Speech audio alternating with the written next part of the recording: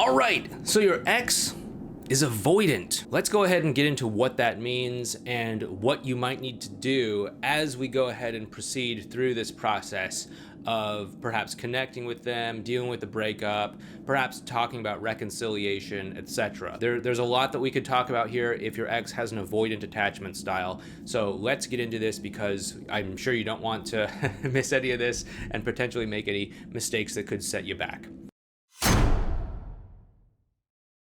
Hey there, it's Clay with modernlove.life, and I have to say, welcome to the club! You know, a lot of times people that we work with have what might be considered avoidant exes. And there's a good reason for this, because basically what we might consider avoidant is essentially synonymous with emotionally unavailable. And the thing is that basically everyone is at least temporarily emotionally unavailable after a breakup. Now, don't get me wrong, there are going to be people who have issues that are going to be like long-term emotionally unavailable. They're emotionally unavailable before they met you, they're emotionally unavailable during the relationship, they're emotionally unavailable after the relationship and into the breakup, and they're probably going to stay emotionally available for a while until something motivates them to change their ways or something. But most people, even people who are emotionally available, they're available in the relationship, but then when the breakup happens, they dip down and become temporarily emotionally unavailable. They're so caught up in the pain of the breakup, they're so caught up in the drama, they're so caught up in the hurt and all of that sort of stuff, and I can't believe that they said this or they did that or it came this far or whatever. It's so common. Like if you've ever been through other breakups in the past, maybe that's what you felt. Maybe you felt this way in this breakup as well too. If someone came up and said, "Hey, do you wanna go out on a date or something?" You probably wouldn't be interested, or if you did go out on the date, it wouldn't be because you had some sort of organic connection with them. It would be because you wanted to, maybe get revenge on your ex or validate yourself through, being with someone else or, whatever, right? But it's basically all characterized by emotional unavailability. And again, don't get me wrong, there are a lot of people who have longer term emotional unavailability problems who might be characterized as avoidantly attached people. There's so many people that see their partner as an avoidant when maybe they're just sort of temporarily unavailable due to the breakup. They're just going through a natural sort of disconnection process as the result of a breakup. But so many people playing armchair psychologist these days, it's really easy to say, oh, well, you're behaving in this way, therefore you must be avoidant, right? But with that being said, if you do want to get back together with your ex and they do seem to be avoidant, it's important to ask them what they need. What do they need? If they truly are avoidant, if they truly are emotionally unavailable, they're probably going to want space. They're probably going to need space. And then what you want to do is you want to give it to them. Give them the space that they want. What you want to do is you want to contact them when you believe that you have given them this space. I mean, of course, you don't necessarily need to give them space if they're not asking for space, and if you don't think that you need space for yourself or anything like that. But it would be very common for an avoidant type person to ask for space. So I'm just using that as an example here.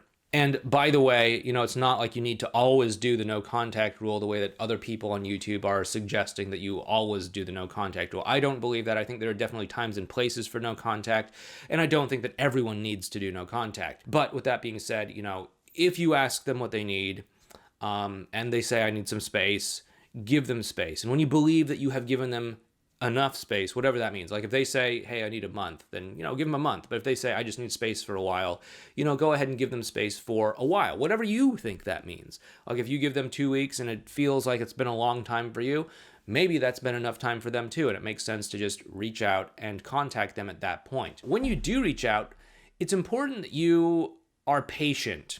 They may not be ready to respond right away. We often have this belief that if we do A, then B is going to happen immediately. If we do X, then Y is going to happen immediately. If we reach out, someone's going to follow up with us, 30 minutes later or something. If we write, the emotional handwritten letter that everyone seems to be telling you that you should write, I don't necessarily think that you should all the time. Most of the time, you probably don't need to. But if you do that, we have this belief that, okay, they're going to get it when, the day that it comes in the mail. they'll open it and they'll say, oh, wow, this is so great. I forgive you for everything. And they'll text you or write you back or something.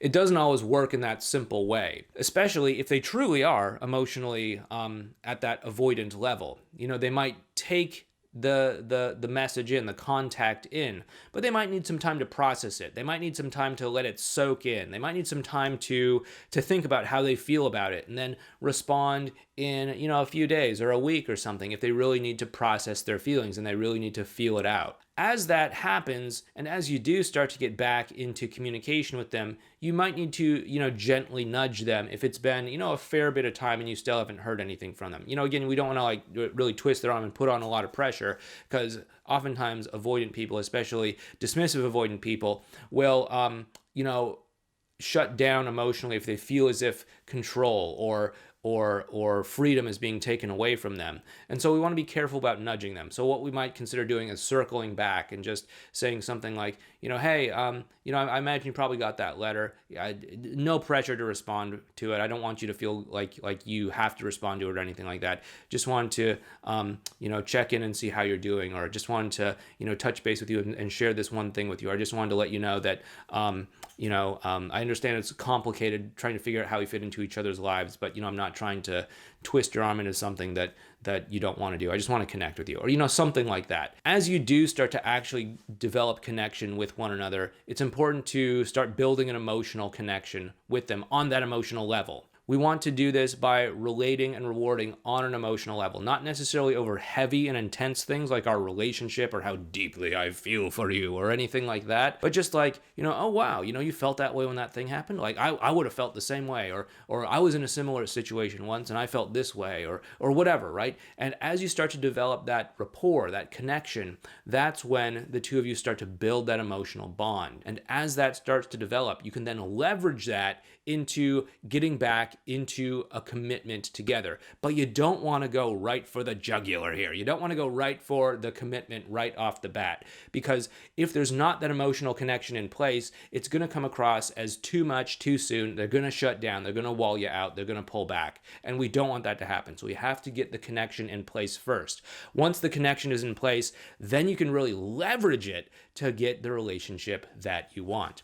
And if that is something that you do want to explore more, we do, of course, have our program called the X Solution Program over at modernlove.life/ESP. You can learn more about it at that link, or go click the link down in the description box. It's the same link. Check it out and see if it fits what you're looking for, and if it fits what you hope to get out of your situation. If it does, we'd love to have you with us. But obviously, I can't reach through the screen and twist your arm into signing up for something that's not right for you. So, no pressure. We got lots of other videos to go through on this channel. Feel free to sit back and watch some more of them. I'd be honored if you did.